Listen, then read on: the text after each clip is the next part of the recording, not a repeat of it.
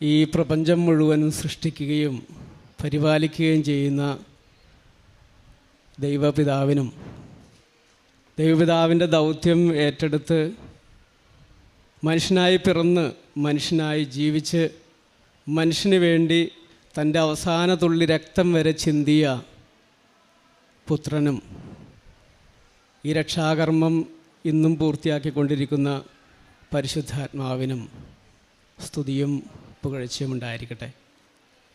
പരിശുദ്ധ അമ്മ ജീവനോട് പ്രത്യക്ഷപ്പെട്ട ഈ ആൾത്താരയിൽ കയറി നിന്ന് ഈ പ്രത്യക്ഷീകരണത്തിന് സാക്ഷിയാകുവാനായിട്ട് എന്നെ അനുവദിച്ച പരിശുദ്ധ അമ്മയ്ക്ക് ഒത്തിരിയേറെ നന്ദി പറയുന്നു. എൻ്റെ പേര് ഫാദർ ആൻ്റണി പടമാട്ടുമ്മൽ. ഞാൻ ഓക്കാം സഭാംഗമാണ്. ലാറ്റിൻ യൂണിറ്റിലെ കേരളത്തിലെ സഭാംഗമാണ്. 19 വർഷത്തിൽ അധികമായി ജർമ്മനിയിൽ സേവനം ചെയ്തുകൊണ്ടിരിക്കുകയാണ്. അതുകൊണ്ട് 19 വർഷത്തിലധികമായിട്ട് മലയാളത്തിലൊരു പ്രസംഗമോ ഒന്നും പറഞ്ഞിട്ടില്ല. അതുകൊണ്ട് ചിട്ടയായിട്ടുള്ള കാര്യങ്ങളൊന്നും ചിലപ്പോൾ പറയാനായിട്ട് സാധിക്കില്ല. നിങ്ങൾ ക്ഷമിക്കുമെന്ന് വിചാരിക്കുന്നു. ഇത് എൻ്റെ സഹോദരൻ ഫാദർ വർഗീസ് പടമാട്ടുമ്മൽ, OSJ, ഇറ്റലിയിൽ സേവനം ചെയ്യുകയാണ് ഏകദേശം 7 വർഷത്തിലധികമായിട്ട്. ഇത് സിസ്റ്റർ ട്രീസ. ഉടമ്പടി അല്ലെങ്കിൽ കൃപാസനം മാതാവ് എന്ന് പറഞ്ഞാൽ എനിക്ക് വലിയ വിശ്വാസമൊന്നുമില്ലാത്ത ഒരാളായിരുന്നു. എന്തിനാണ് നമ്മൾ ഈ ഉടമ്പടി എടുക്കുന്നത്? കാരണം മാമോദിസ വഴിയായിട്ട് നമ്മളൊരു ഉടമ്പടിയിലാണ്. പിന്നെ എൻ്റെ സന്യാസ വ്രതവാഗ്ദാനം വഴി ഞാനൊരു ഉടമ്പടിയിലാണ്. പിന്നെ പൗരോഹിത്യത്തിൻ്റെ പട്ടസ്വീകരണം വഴിയായിട്ട് ദൈവവുമായിട്ട് ഉടമ്പടിയിലാണ്. അതിലും വലിയ ഉടമ്പടി ഉണ്ടോ എന്ന് ചിന്തിച്ച് ചോദിച്ച് എൻ്റെ അനുജനാണ് ആദ്യമായിട്ട് ഉടമ്പടി എടുക്കുന്നത്. അവനോട് അതിനെക്കുറിച്ചൊക്കെ തർക്കിച്ച് സംസാരിച്ചിരുന്ന ഒരാളാണ് ഞാൻ. പക്ഷെ ഇപ്പോൾ ഞാൻ പറയും കൃപാസനം മാതാവ് പൊളിയാണ്. മാതാവിൻ്റെ ദൗത്യമെന്ന് പറഞ്ഞാൽ നമുക്കെല്ലാവർക്കും അറിയാം, ദൈവത്തിലേക്ക് കൊണ്ടുവരിക എന്നുള്ളതാണ്. അപ്പോൾ മാതാവിൻ്റെ ഉടമ്പടി എടുത്ത് 2023 നവംബർ 29 ഞാൻ ആദ്യമായിട്ട് ഉടമ്പടി എടുക്കുന്നത്. അത് ഓൺലൈൻ ഉടമ്പടി എടുക്കുന്നത്. ആ ഉടമ്പടി എടുത്ത ആദ്യ നിമിഷം മുതൽ മാതാവ് കൂടെ വന്ന് ഈ ലോകത്തിലെ ഏറ്റവും മനോഹരമായൊരു സ്ഥലത്ത് എന്നെ കൊണ്ടുചെന്നാക്കി. ആ സ്ഥലം ഏതാണെന്ന് ചോദിച്ചു കഴിഞ്ഞാൽ ഈശോയുടെ ഹൃദയമാണ്. ഈശോയുടെ ഹൃദയത്തിൽ വസിക്കാൻ സാധിക്കുന്നത് ആണ് ഒരു വൈദികനെ സംബന്ധിച്ചിടത്തോളം അല്ലെങ്കിൽ ഒരു സന്യസ്തനെ സംബന്ധിച്ചിടത്തോളം ഏറ്റവും വലിയ ഭാഗ്യം. അല്ലെങ്കിൽ സ്വർഗം ഭൂമിയിൽ അനുഭവിക്കുക എന്ന് പറയുന്നത് ഇന്ന് വരെ ഞാൻ അനുഭവിച്ചുകൊണ്ടിരിക്കുകയാണ്. ഞാൻ പല ദൈവാനുഭവങ്ങളിലൂടെയും കടന്നു പോയിട്ടുണ്ട്. 15ാമത്തെ വയസ്സിലാണ് സെമിനാരിൽ കയറുന്നത്. അന്ന് തുടങ്ങി ഞാൻ അച്ഛനാകാനായിട്ട് അത്ര വലിയ തീക്ഷ്ണതയായിട്ടൊന്നും കയറിയ ആളല്ല. പക്ഷേ സുവിശേഷത്തിൽ പറയുന്നത് പോലെ നിങ്ങളല്ല ഞാനാണ് നിങ്ങളെ തിരഞ്ഞെടുത്തതെന്ന് എന്ന വാക്യം കൃത്യമായിട്ട് എൻ്റെ ജീവിതത്തിൽ, എൻ്റെ ദൈവവിളി ജീവിതത്തിൽ അനുവർത്തിക്കപ്പെട്ടതാണ്. ഓരോ കാലഘട്ടത്തിലും തിരിച്ച് ഞാൻ പോകണമെന്ന് ആലോചിച്ചപ്പോഴെല്ലാം ഈശോ സ്പർശിക്കുന്നൊരനുഭവം എൻ്റെ ജീവിതത്തിലുണ്ടായിട്ടുണ്ട്, പല ആവർത്തികൾ. അപ്പോൾ ദൈവാനുഭവങ്ങൾ വേറെ സമയങ്ങളിൽ ഉണ്ടായിട്ടുണ്ട്. പക്ഷേ ഉടമ്പടിയിലൂടെ ലഭിച്ച അനുഭവം എന്ന് പറഞ്ഞാൽ ഇതിനെല്ലാം അതുക്കും മേലെ അതിൻ്റെ ഒരു എഫക്റ്റ് എന്ന് പറഞ്ഞാൽ പറഞ്ഞ് അറിയിക്കാനായിട്ട് സാധിക്കില്ല. ഞാനീ പറയുന്നതെല്ലാം നമ്മുടെ വാക്കുകളിൽ കൊണ്ട് വിവരിക്കാനാവാത്തൊരനുഭവമാണ് ഈ പരിശുദ്ധ അമ്മ വഴി, കൃപാസനം വഴിയായിട്ട്. ഞാൻ പറയും, ഈ കാലഘട്ടത്തിൽ ദൈവം നൽകിയിരിക്കുന്ന ഏറ്റവും എഫക്റ്റീവായിട്ടുള്ള ദൈവത്തിൻ്റെ സ്നേഹത്തെക്കുറിച്ചറിയാൻ, ദൈവത്തിൻ്റെ രക്ഷയിലേക്ക് കടന്നു വരാനായിട്ട് ഏറ്റവും എഫക്റ്റീവായിട്ടുള്ള ദൈവികമായ പദ്ധതിയാണ് ഉടമ്പടി. മറ്റ് ധ്യാനകേന്ദ്രങ്ങളിലെയോ അല്ലെങ്കിൽ മറ്റ് പ്രാർത്ഥനാ സെൻറ്ററുകളെയോ ഒന്നും ഞാൻ ചെറുതാക്കി കാണുകയല്ല. പക്ഷേ എൻ്റെ ദൈവ അനുഭവത്തിൽ നിന്ന് എനിക്ക് ഉറച്ച ബോധ്യത്തോടെ പറയാൻ സാധിക്കും, ഈ കൃപാസനം മാതാവ് അല്ലെങ്കിൽ കൃപാസനത്തിലെ പ്രത്യക്ഷീകരണം ദൈവത്തിൻ്റെ കയ്യൊപ്പ് ചാർത്തിയതാണ്. ഞാൻ ഉടമ്പടി എടുക്കാനുണ്ടായ സാഹചര്യം എന്ന് പറയുന്നത്, ഞാൻ പറഞ്ഞല്ലോ 19 വർഷമായിട്ട് ജർമ്മനിയിലാണ്. അപ്പോൾ നന്മ ചെയ്യുക എന്നുള്ളതാണ് ഒരു വൈദികനെ സംബന്ധിച്ചിടത്തോളം ഏറ്റവും പ്രധാനപ്പെട്ട കർമ്മങ്ങളിലൊന്ന്. അപ്പോൾ നന്മ ചെയ്യാൻ വേണ്ടിയിട്ട് എനിക്കൊരു ഓപ്പർച്യൂണിറ്റി കിട്ടി. അതായത് ജർമ്മനിയിലേക്ക് നേഴ്സിങ്ങിന് കുട്ടികളെ കൊണ്ടുപോകാനായിട്ടുള്ളൊരു അവസരം കിട്ടി. ഒരു ഹോസ്പിറ്റലായിട്ടുള്ളൊരു ടൈപ്പ്. അങ്ങനെ ഞാൻ സെപ്റ്റംബർ 5 തീയതി 2023 11 കുട്ടികളെ യാതൊരു പ്രതിഫലവും വാങ്ങിക്കാതെ ജർമ്മനിക്ക് കൊണ്ടുപോയി. അപ്പോൾ അവർ B2 ഒന്നും പാസ്സാകാതെ ലാംഗ്വേജ് ക്വാളിഫിക്കേഷൻ ഒന്നും ഇല്ലാതെയാണ് കൊണ്ടുപോയത്. ഞാൻ അവരോട് പറഞ്ഞ് എല്ലാം സെറ്റ് ചെയ്തൊക്കെ കൊണ്ടുപോയതാണ്. അപ്പോൾ ഈ ഒരു പ്രോജക്റ്റിനോടനുബന്ധിച്ച് അവരവിടെ വന്നു കഴിഞ്ഞപ്പോൾ പലരും ലാംഗ്വേജ് പഠിക്കാതെയും ചിലപ്പോൾ ഡ്യൂട്ടിക്ക് പോകാതെയും അല്പം ഉഴപ്പൊക്കെ ആയിട്ട് കാര്യങ്ങൾ കൈവിട്ട് പോകുന്നൊരു നിലയിലേക്ക് എത്തി. അങ്ങനെ ഒരു ആളുടെ കേസിൽ പ്രത്യേകമായിട്ട് എനിക്ക് ഇടപെടേണ്ടി വന്നു. ആ കുട്ടിയെ തിരിച്ച് അയക്കാനായിട്ടുള്ള ഒരു നടപടിക്രമങ്ങളിലേക്ക് പോകേണ്ടി വന്നു.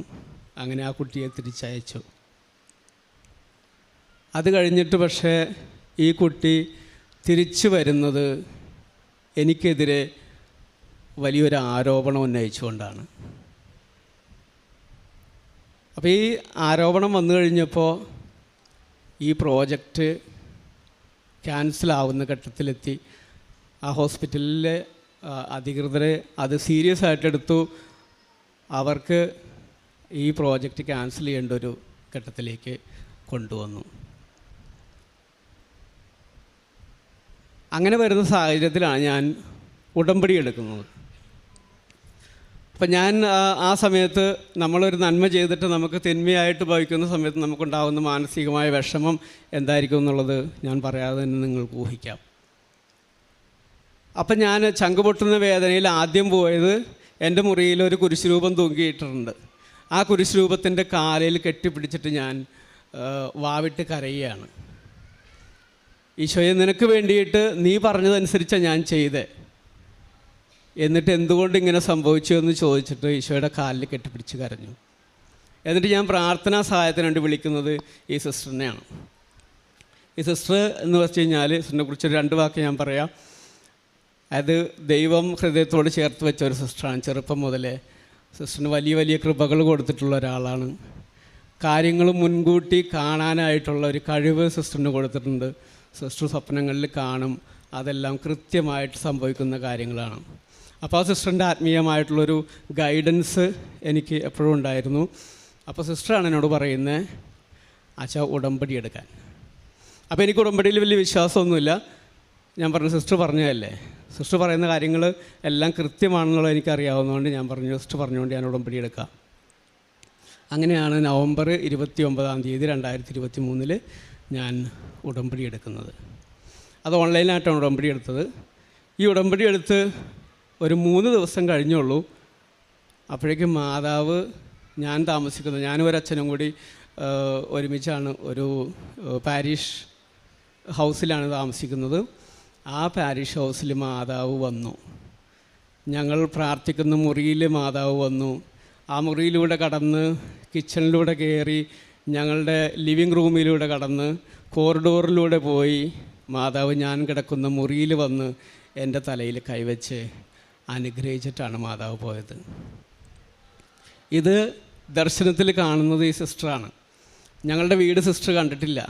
ഈ വീടിൻ്റെ എല്ലാ മുക്കും മൂലയും സിസ്റ്റർ എന്നോട് വിവരിക്കുകയാണ്, ഇതാണ് മാതാവ് കടന്നു വന്ന സ്ഥലമെന്ന്. അതിനുശേഷം ഞാൻ ഒരിക്കലും സ്വപ്നത്തിൽ പോലും വിചാരിച്ചില്ല മാതാവിനെ ഇന്ന് എന്നെ ഈ നിലയിൽ കൊണ്ടുവന്ന് എത്തിക്കുമെന്ന്. അപ്പോൾ അന്ന് ഈ പ്രശ്നം ഉണ്ടായിക്കഴിഞ്ഞപ്പോൾ ഞാൻ ആ പ്രശ്നത്തിൻ്റെ പരിസമാപ്തിയെക്കുറിച്ച് ആദ്യം പറയാം. അത് ആ പ്രതിസന്ധി വന്നു കഴിഞ്ഞപ്പോൾ ആ ആരോപണം നിലനിൽക്കുന്നത് എൻ്റെ ഭാവിയെ ബാധിക്കുന്ന വളരെ ഒരു പ്രശ്നമായിട്ട് മാറിക്കൊണ്ടിരുന്നൊരു സംഭവമാണ്. അപ്പോൾ ഈ ഹോസ്പിറ്റൽ അധികൃതരുമായിട്ട് സംസാരിക്കാനായിട്ട് പല മീറ്റിങ്ങുകൾക്കും വിളിച്ചിട്ട് അവർ ആദ്യം നമുക്കൊരു അപ്പോയിൻമെൻറ്റ് തരും, പിന്നീട് അത് മാറ്റിക്കളയും, അങ്ങനെയുള്ള സംഭവങ്ങളായിരുന്നു. ആ സമയത്ത് മുഴുവൻ ഞാൻ ഈ കൃപാസനം അമ്മയുടെ പ്രത്യക്ഷീകരണ പ്രാർത്ഥനയും ഉപവാസവും എല്ലാം കൃത്യമായിട്ട് പാലിച്ച് അമ്മയോട് മുട്ടിപ്പായിട്ട് പ്രാർത്ഥിച്ചുകൊണ്ടിരുന്നു. അതിനുശേഷം 2024 മെയ് മാസം 2-ാം തീയതിയാണ് ഞങ്ങളിവിടെ വന്നിട്ട് തീർത്ഥാടക ഉടമ്പടി എടുക്കുന്നത്.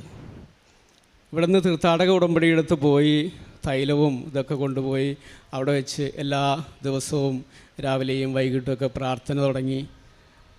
ഒരു 3 മാസം കഴിഞ്ഞു, 4 മാസം കഴിഞ്ഞു, ഒരു രക്ഷയില്ല. അതിനുശേഷം ഒരു ധ്യാനത്തിൽ, ഉടമ്പടി ധ്യാനത്തിൽ ജോസഫ് അച്ഛൻ പറയുകയാണ്, മെയ് മാസത്തിൽ ഇവിടെ വന്ന് ഉടമ്പടി എടുത്ത പലരുടെയും നിയോഗങ്ങൾ ഇപ്പോൾ മാതാവ് കണക്കിലെടുക്കുന്നുണ്ട്. അത് കഴിഞ്ഞ് ഒരാഴ്ച കഴിഞ്ഞുള്ളൂ. ഈ ഹോസ്പിറ്റലിലെ അധികാരികൾ എന്നെയും എൻ്റെ വികാരിയച്ഛനെയും ബാക്കി വേണ്ടപ്പെട്ടവരെയൊക്കെ വിളിച്ചിട്ട് പറയുകയാണ്, ഇങ്ങനെ ഒരു ആരോപണം ഇല്ല. ഈ ആരോപണം പോലും ആരും ഉന്നയിച്ചിട്ടില്ല എന്നാ പറയുക. അത് തേച്ച് മാച്ച് കളഞ്ഞു. അത് വല്ലാത്തൊരു അത്ഭുതമായിപ്പോയി എനിക്ക് കേട്ട് കഴിഞ്ഞപ്പോൾ. പക്ഷേ ആ സമയത്തൊന്നും എനിക്ക് ഈ ആരോപണത്തെക്കുറിച്ച് വലിയ പേടിയോ ഭയമോ ഒന്നുമില്ല. കാരണം മാതാവ് എൻ്റെ ജീവിതത്തിലേക്ക് കടന്നു വന്നിട്ട് മാതാവ് വന്ന് അനുഗ്രഹിച്ചതോടുകൂടി പിന്നെ ഞാൻ ഈശോയുടെ ഹൃദയത്തിലാണ് ജീവിക്കുന്നത്. അവിടെ ജീവിച്ചു കഴിയുമ്പോൾ പിന്നെ നമ്മൾ എല്ലാത്തിനും റെഡിയായി. അപ്പോൾ ഈ ആരോപണം കടന്നു വരുന്നത് ഏകദേശം ഹോളി വീക്കിൻ്റെ സമയത്താണ്. അതായത് നമ്മളുടെ പാൽം സൺഡേ എന്ന് വെച്ച് കഴിഞ്ഞാൽ ഓശാന ഞായറാഴ്ച തുടങ്ങിയുള്ള ആഴ്ചയിലാണ് ഈ ആരോപണം വരുന്നത്. അപ്പോൾ എനിക്കതൊരു ശരിക്ക് ഒരു ഈശോയുടെ പീഡാനുഭവവും കുരിശുമരണവും ഒക്കെ അതിൻ്റെ ഒരു ചെറിയൊരു അനുഭവം ഈശോ എനിക്ക് തന്നതാണ്. പിന്നീടാണ് എനിക്ക് മനസ്സിലായത്, ഇത് ജോസഫ് അച്ഛൻ പറയുന്ന പോലെ വില കൊടുപ്പിച്ചതാണ് എന്നെക്കൊണ്ട്. ഈശോയുടെ കൃപകൾ തരാനായിട്ടുള്ള വില കൊടുക്കാനായിട്ട് ഈ അനുഭവത്തിലൂടെ ഈശോ എന്നെ ഒരുക്കി. ആ വില കൊടുക്കലിലൂടെ ഈശോ എൻ്റെ ജീവിതത്തിലേക്ക് കടന്നു വന്നു. അതിനുശേഷം സിസ്റ്റർ വേറൊരു സ്വപ്നവും കൂടി കണ്ടു. ഞാൻ ഒക്ടോബർ മാസം 11-ാം തീയതി മുതൽ 18-ാം തീയതി വരെ ജർമ്മനിയിലൊരു ധ്യാനത്തിൽ പങ്കെടുത്തുകൊണ്ടിരിക്കുക. അപ്പോൾ ആ ദിവസങ്ങളിൽ സിസ്റ്റർ എന്നെ വിളിച്ചിട്ട് പറഞ്ഞു, ഈശോ ഇങ്ങനൊരു ഡയലോഗ് പറഞ്ഞു എന്നോട്, അതായത് ഹീ ഈസ് മൈൻ, അവൻ എൻ്റേതാണ്. ആ സമയത്ത് ഞാനത് എൻ്റെ ഗൗരവം എന്താണെന്നുള്ളത് എനിക്ക് മനസ്സിലായില്ല, അല്ലെങ്കിൽ ഞാനത് ഗൗരവമായിട്ട് എടുത്തില്ല. ഈശോ സ്വന്തമാക്കി എന്ന് പറഞ്ഞിട്ട് ഒക്ടോബർ 15 വിശുദ്ധ അമ്മ ത്രേസ്യയുടെ തിരുനാളിൻ്റെ ദിവസമാണ്. അന്ന് മുതൽ ഈശോയുടെ സാന്നിധ്യം എൻ്റെ ഹൃദയത്തിൽ മാത്രമല്ല എൻ്റെ ശരീരത്തിലും ഞാൻ അനുഭവിച്ചു തുടങ്ങി. ഒക്ടോബർ 28-ാം തീയതി ഞാൻ ഞങ്ങളുടെ കൂട്ടുകാരുടെ ഒരു ആശ്രമത്തിൽ പോയി താമസിക്കുന്ന സമയത്ത് അന്ന് രാത്രി ഈശോ എന്നെ ബെഡിൽ തലകുത്തി നിർത്തി എന്നെ അവിടെ ഇട്ട് ഉരുട്ടി. സാധാരണ ഒരു വലിയ ഒരു ജീവി, നമ്മൾ ചിലപ്പോൾ ഈ കിങ് കോങ്ങിൻ്റെയൊക്കെ വല്ല സിനിമകൾ കണ്ടിട്ടുണ്ടെന്ന് നിങ്ങൾക്ക് മനസ്സിലാവും. ആരെങ്കിലും എടുത്തിട്ട് നമ്മളിട്ട് അങ്ങോട്ടും ഇങ്ങോട്ടൊക്കെ ഇട്ട് കളിപ്പിക്കുന്ന പോലെ എൻ്റെ യാതൊരു നിയന്ത്രണമില്ലാതെ എന്നെ എടുത്ത് ഈശോ അങ്ങോട്ടും ഇങ്ങോട്ടൊക്കെ ഉരുട്ടുക, തലകുത്തി നിർത്തുന്നു. അതൊരു 2-3 മണിക്കൂർ ഇങ്ങനെയുള്ളൊരു അനുഭവം. അപ്പോൾ എൻ്റെ ഒച്ചയൊന്നും ഞാൻ കേൾപ്പിക്കുന്നില്ല, പക്ഷേ ഈ ഒരു അനുഭവം എനിക്ക് തന്നുകൊണ്ടിരിക്കുകയായിരുന്നു. അതിനുശേഷം പിറ്റേ ദിവസം രാവിലെ 6 മണി തുടങ്ങി 8 മണി വരെ എൻ്റെ കൈകളിൽ 2 കൈകളിലും ആണി അടിക്കുന്ന പോലുള്ള ഒരു അനുഭവം, ഈശോയുടെ പഞ്ചക്ഷതം തരുന്ന അനുഭവം എനിക്കുണ്ടായി. അപ്പോൾ അവിടുത്തെ എൻ്റെ അച്ഛന്മാരൊക്കെ ഉണ്ടായിരുന്നു. അവർ വന്നു. അവർക്ക് എന്ത് ചെയ്യണമെന്ന് അറിയാൻ പാടില്ല. അവർ ഉടനെ കുറച്ച് കഴിഞ്ഞപ്പോൾ അവർ പറഞ്ഞു, ഞങ്ങൾ ഹോസ്പിറ്റലിൽ വിളിക്കട്ടെ, ആംബുലൻസ് വിളിക്കാം, എന്നിട്ട് അച്ഛനെ കൊണ്ടുപോകാം. കാരണം ഞാൻ ഈ ആണിയടിക്കുന്ന അനുഭവം ഉണ്ടായിട്ട് വാവിട്ട് കരയുകയാണ്.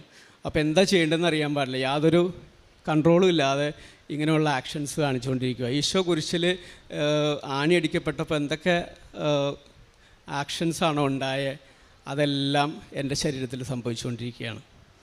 അപ്പോൾ അവിടെ നിന്ന് ആംബുലൻസ് വിളിച്ചു. ഡോക്ടർ വന്നപ്പോൾ ഞാൻ വിചാരിച്ചു ഏതായാലും ഈ കൃപാസനത്തെക്കുറിച്ചോ അല്ലെങ്കിൽ ദൈവത്തിൻ്റെ ഇടപെടലിനെക്കുറിച്ചോ ഈ ജർമ്മൻകാർക്ക് വലിയ പിടുത്തമൊന്നുമില്ല, അവർക്ക് വലിയ വിശ്വാസമൊന്നുമില്ല. അപ്പോൾ അവരോട് സുവിശേഷം പറയാനുള്ളൊരു അവസരമാണെന്ന് കണ്ടിട്ട് ഞാൻ പറഞ്ഞു വിളിച്ചോളാൻ പറഞ്ഞു. അങ്ങനെ അവർ വന്നു കഴിഞ്ഞപ്പോൾ ഞാൻ പറഞ്ഞു, ഇത് വേറെ കുഴപ്പമൊന്നുമില്ല, എനിക്ക് ഇങ്ങനെയാണ്, ഈ അനുഭവമാണ് എനിക്കുണ്ടാകുന്നത് എന്നവരോട് പറഞ്ഞു. അപ്പോൾ അവരൊന്ന് ചിരിച്ചു, അവർക്കത് വിശ്വസിക്കാൻ പറ്റില്ല. അപ്പോൾ അവർ പറഞ്ഞു ഞങ്ങൾ ചെക്ക് ചെയ്യട്ടെ. അപ്പോൾ നോക്കിക്കഴിഞ്ഞപ്പോൾ എൻ്റെ BP ഇത്തിരി ഹൈ ആണ്. എന്നിട്ട് അവർ പറഞ്ഞു അപ്പോൾ BP ഹൈ ആണ്, ഇത് ഇത്തിരി പ്രശ്നമാണ്, അച്ഛന് മിക്കവാറും ഹാർട്ട് അറ്റാക്കിൻ്റെ പ്രശ്നമുണ്ട്, അതുകൊണ്ട് നമ്മൾക്ക് ഹോസ്പിറ്റലിലേക്ക് പോവാം, അച്ഛനെ ഹോസ്പിറ്റലിലേക്ക് കൊണ്ടുപോകാമെന്ന് പറഞ്ഞാൽ എൻ്റെ ഹോസ്പിറ്റലിലേക്ക് കൊണ്ടുപോയി അവർ ചെക്ക് ചെയ്ത് കഴിഞ്ഞപ്പോൾ എൻ്റെ ECGയിൽ ഒരു വേരിയേഷൻ ഉണ്ട്. അപ്പോൾ അവർ ഉടനെ വിധി എഴുതി, ഇത് ഹാർട്ട് അറ്റാക്കാണ്, അച്ഛൻ ഒരു 20 മിനിറ്റ് പോലും ജീവിച്ചിരിക്കില്ല, ഞങ്ങൾക്ക് ഉടനെ തന്നെ ആൻജിയോഗ്രാം ചെയ്യണം. അപ്പോൾ ഞാൻ പറഞ്ഞു അതിൻ്റെ ഒന്നും ആവശ്യമില്ല, കാരണം എനിക്ക് എന്താണ് അനുഭവം എന്നുള്ളത് എനിക്കറിയാം. അപ്പോൾ നിങ്ങൾ വെറുതെ ഇത് ട്രീറ്റ് ചെയ്ത് എനിക്ക് വേറെ എന്തെങ്കിലും കുഴപ്പമാക്കണ്ട എന്നുള്ള രീതിയിൽ ഞാൻ അവർക്ക് ഒപ്പിട്ട് കൊടുത്തു. എന്നെ ട്രീറ്റ് ചെയ്യേണ്ട ആവശ്യമില്ല, ഞാൻ മരിക്കുകയാണെങ്കിൽ മരിച്ചോട്ടെ എന്നുള്ള രീതിയിൽ ഞാൻ ഒപ്പിട്ട് കൊടുത്തു. അത് കഴിഞ്ഞപ്പോൾ സിസ്റ്റർ ആ സമയത്ത് എന്നെ വിളിച്ചായിരുന്നു. അപ്പോൾ സിസ്റ്റർ പറഞ്ഞു ചിലപ്പോൾ ഈശോ കാണിക്കണമായിരിക്കും, അച്ഛൻ എന്താണ് അവർ ട്രീറ്റ് ചെയ്യണമെങ്കിൽ ട്രീറ്റ് ചെയ്തിട്ട് ആൻജിയോഗ്രാം ചെയ്യാനായിട്ട് സമ്മതിച്ചോളാൻ പറഞ്ഞു. അങ്ങനെ ഞാൻ അവരോട് സമ്മതിച്ചു. അവർ ആൻജിയോഗ്രാം ചെയ്തു കഴിഞ്ഞപ്പോൾ അവർ പറഞ്ഞത് അച്ഛന് തീർച്ചയായിട്ടും അച്ഛൻ്റെ ഹാർട്ടിന് ബ്ലോക്ക് ഉണ്ട്, എല്ലാ ലക്ഷണങ്ങളും കാണിക്കുന്നതാണ്. പക്ഷെ ഇത് ചെയ്തു കഴിഞ്ഞപ്പോൾ അവർ പറയാ യാതൊരു കുഴപ്പമില്ല. അപ്പോൾ ദൈവം എൻ്റെ ജീവിതത്തിൽ കൃത്യമായിട്ട് ജീവിക്കുന്ന ദൈവമാണെന്ന് കാണിച്ചു തരുന്ന ഒരു അനുഭവത്തിലേക്കാണ് ഈ ഉടമ്പടി വഴിയായിട്ട് എന്നെ കൊണ്ടുചെന്നെത്തിച്ചത്. ചെറുതും വലുതുമായിട്ടുള്ള ഒത്തിരി അനുഭവങ്ങൾ, ഭൗതികമായിട്ടുള്ള അനുഭവങ്ങൾ എൻ്റെ ജീവിതത്തിലുണ്ട്. പക്ഷെ അതൊന്നും നിങ്ങളോട് പങ്കുവയ്ക്കാനായിട്ട് ഞാൻ ഈ വേദിയിൽ ആഗ്രഹിക്കുന്നില്ല. കാരണം നിത്യതയിലേക്കാണ് നമ്മളെ ഈ ഉടമ്പടിയിലൂടെ ദൈവം വിളിച്ചിരിക്കുന്നതെന്ന് ജോസഫ് അച്ഛൻ്റെ ഉടമ്പടി ധ്യാനങ്ങളിൽ എപ്പോഴും പറയാറുണ്ട്. അതുതന്നെയാണ് ദൈവം ആരാണെന്ന് എന്നെ കൃത്യമായിട്ട് ബോധ്യപ്പെടുത്തി തന്ന ഉടമ്പടിയാണ് ഇന്ന് ഞാൻ ജീവിച്ചുകൊണ്ടിരിക്കുന്നത്. ഈ വലിയൊരു അനുഭവം എൻ്റെ ജീവിതത്തിലേക്ക് തന്ന പരിശുദ്ധ അമ്മയ്ക്കും തിരുക്കുമാരനും ദൈവപിതാവിനും പരിശുദ്ധാത്മാവിനും കോടാനുകോടി നന്ദി പറഞ്ഞുകൊണ്ട് ഞാൻ എൻ്റെ സാക്ഷ്യം അവസാനിപ്പിക്കുന്നു. കാരുണ്യപ്രവർത്തികൾ, അച്ഛന്മാരെപ്പോഴും കാരുണ്യപ്രവർത്തികൾ ചെയ്യുന്നവരാണ്, അത് പ്രത്യേകിച്ച് പറയേണ്ട ആവശ്യമില്ല. എന്നാലും ഞാനൊരു 200 കുട്ടികളെ പഠിപ്പിക്കാനായിട്ട് 10 വർഷമായിട്ട് 200 കുട്ടികളെ ഞാൻ പഠിപ്പിക്കുന്നുണ്ട്, ഇപ്പോഴും പഠിപ്പിച്ചുകൊണ്ടിരിക്കുന്നുണ്ട്, അവർക്ക് പഠിക്കാനുള്ള സഹായം ചെയ്യുന്നുണ്ട്. അതുപോലെ ഒരു 21 പേരെ ഞാൻ ജർമ്മനിയിലേക്ക് കൊണ്ടുപോയിട്ടുണ്ട്, അവരുടെ കയ്യിൽ നിന്ന് യാതൊന്നും വാങ്ങിക്കാതെ. ഇപ്പോഴും ഒത്തിരി പേരെ സാമ്പത്തികമായിട്ട് സഹായിക്കുന്നുണ്ട്. അതെല്ലാം ദൈവം തരുന്ന കൃപയുടെ മേൽ ചെയ്യുന്നതാണ്, എൻ്റെ മെറിറ്റല്ല. അവരെ സഹായിക്കാനായിട്ട് ഒത്തിരി ജനറസ് ആയിട്ടുള്ള ആളുകൾ ജർമ്മനിയിൽ നിന്ന് അവർ കൈയച്ച് സഹായിക്കുന്നതുകൊണ്ട് ചെയ്യാൻ സാധിക്കുന്നതാണ്. അതുപോലെ ഈ കൃപാസന മാതാവ് നൽകിയ കൃപകൾക്ക് നന്ദി പറഞ്ഞുകൊണ്ട് ഞങ്ങൾ രണ്ടുപേരും ഈ കഴിഞ്ഞ മെയ് മാസത്തിൽ ഒരു പാട്ട് ഇവിടെ കൃപാസനം ചാനലിലൂടെ റിലീസ് ചെയ്തിട്ടുണ്ട്, കൃപയുടെ നിറകുടമേ എന്ന് പറഞ്ഞുകൊണ്ട്. ഞങ്ങൾ വലിയ പാട്ടുകാരൊന്നുമല്ല, പക്ഷേ കൃപാസന അമ്മയോടുള്ള നന്ദി സൂചകമായിട്ട് സമർപ്പിച്ചതാണ്. 1 പത്രോസ് 5:6 ദൈവത്തിൻ്റെ ശക്തമായ കരത്തിനും കീഴിൽ നിങ്ങൾ താഴ്മയോടെ നിൽക്കുവിൻ, അവിടുന്ന് തക്ക സമയത്ത് നിങ്ങളെ ഉയർത്തിക്കൊള്ളും. നിങ്ങളുടെ ഉത്കണ്ഠകളെല്ലാം അവിടുത്തെ ഏൽപ്പിക്കുവിൻ, അവിടുന്ന് നിങ്ങളുടെ കാര്യത്തിൽ ശ്രദ്ധാലുവാണ്. ഏറ്റവും പ്രിയമുള്ള ആൻ്റണി അച്ഛൻ താൻ കടന്നുപോയ പീഡാനുഭവത്തിൻ്റെ കാലത്തെക്കുറിച്ചും അതിൽ പരിശുദ്ധ കൃപാസന മാതാവ് നൽകിയ വലിയ സംരക്ഷണത്തെയുമാണ് സാക്ഷ്യപ്പെടുത്തിയത്. ആൻ്റണി അച്ഛൻ ജർമ്മനിയിലായിരിക്കുന്നത് കൊണ്ട് അവിടെയുള്ളൊരു ഹോസ്പിറ്റലുമായി ചേർന്ന്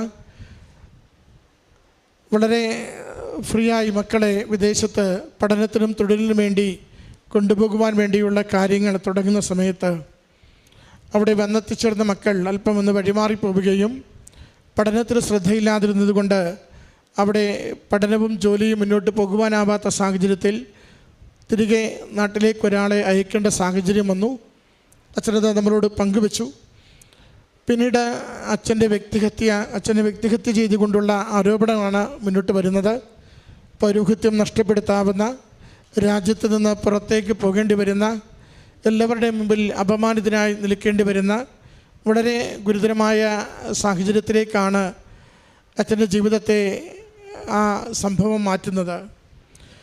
അച്ഛനതാ പറഞ്ഞത്, ആശ്രയം മറ്റെങ്ങുമില്ല, മുറിയിലുള്ള കുരിശുരൂപം കെട്ടിപ്പിടിച്ച് ഒത്തിരി നിലപിടിച്ചു. പിന്നീട് സിസ്റ്ററിനെ വിളിക്കുമ്പോൾ സിസ്റ്റർ പറഞ്ഞു ഉടമ്പടി എടുക്കുവാൻ. ഓൺലൈൻ ഉടമ്പടി എടുത്ത് അന്ന് മുതൽ കൃപാസന മാതാവിനോട് അച്ഛൻ പ്രാർത്ഥിച്ചതും പ്രാർത്ഥനയോടെ ലഭിച്ച ആത്മബലവും അത് വിശ്വാസത്തിൽ ആഴപ്പെട്ട് നിൽക്കുവാനും ഈശോയുടെ തിരുഹൃദയത്തിന് തന്നെ കൂടുതൽ സമർപ്പിച്ച് ജീവിക്കുവാനും കൂടുതൽ പ്രാർത്ഥനാരൂപിയിലും ഉപവാസത്തിലും തൻ്റെ ആത്മീയ ജീവിതത്തെ ആഴപ്പെടുത്തുവാനും അച്ഛനെ സഹായിച്ചത് വാക്കുകളിലൂടെ സാക്ഷ്യപ്പെടുത്തുന്നുണ്ട്. പിന്നീട് ലഭിച്ച ഒരു ദർശനമാണ്, സിസ്റ്ററിന് ലഭിച്ചൊരു ദർശനം. കൃപാസന മാതാവ് ഈ ഗ്രേ കളർ മേൽവസ്ത്രത്തോടു കൂടി മുറികളിലൂടെ ഇങ്ങനെ മുഴുവൻ കടന്നു പോകുന്നു. അച്ഛൻ കടന്നുപോയ മുറികളൊക്കെ നമ്മുടെ മുമ്പിൽ വിവരിച്ചു. അതിൻ്റെ സന്ദേശം ഉടനെ തന്നെ അത് പ്രശ്നപരിഹാരത്തിലേക്ക് കാര്യം പോകുന്നു എന്ന് തന്നെയായിരുന്നു. പിന്നീട് ഒരാഴ്ച കഴിയുമ്പോൾ ജോസഫ് അച്ഛൻ്റെ ധ്യാനത്തിൽ മെയ് മാസം ഉടമ്പടി എടുത്തവരുടെ പ്രശ്നങ്ങൾ സെപ്റ്റംബർ മാസത്തെ ധ്യാനത്തിൽ അച്ഛൻ പറയുന്നു അത് അമ്മ മാതാവിലൂടെ പരിഹരിക്കപ്പെടുന്നുവെന്ന്. അച്ഛൻ ധ്യാനിപ്പിച്ചതിൻ്റെ പിറ്റേ ആഴ്ചയിലാണ് ഈ ആരാണോ ആരോപണം ഉന്നയിച്ച വ്യക്തി അത് നിരുപാധികം അവിടെ പോയി അത് അങ്ങനെ ഒന്ന് ഇല്ലെന്ന് പറഞ്ഞ് മാപ്പപേക്ഷ എഴുതി കൊടുത്തുകൊണ്ട് അച്ഛനെ പൂർണ്ണമായി ആ വിഷയത്തിൽ നിന്ന് സ്വതന്ത്രനാകുന്നത്.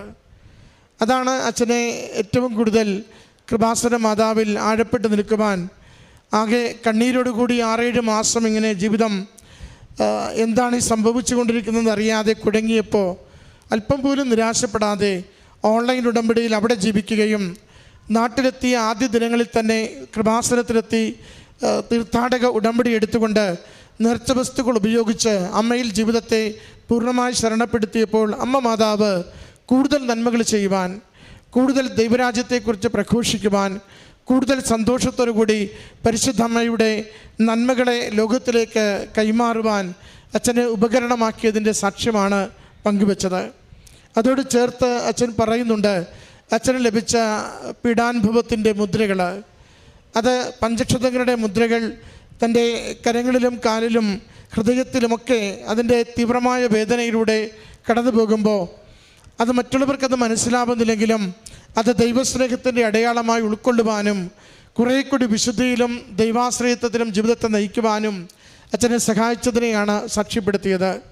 അച്ഛൻ എഴുതിയിരിക്കുന്ന സാക്ഷി പേപ്പറിൽ ഭൗതികമായ 3-4 കാര്യങ്ങൾ അച്ഛൻ എഴുതിയിട്ടുണ്ട്.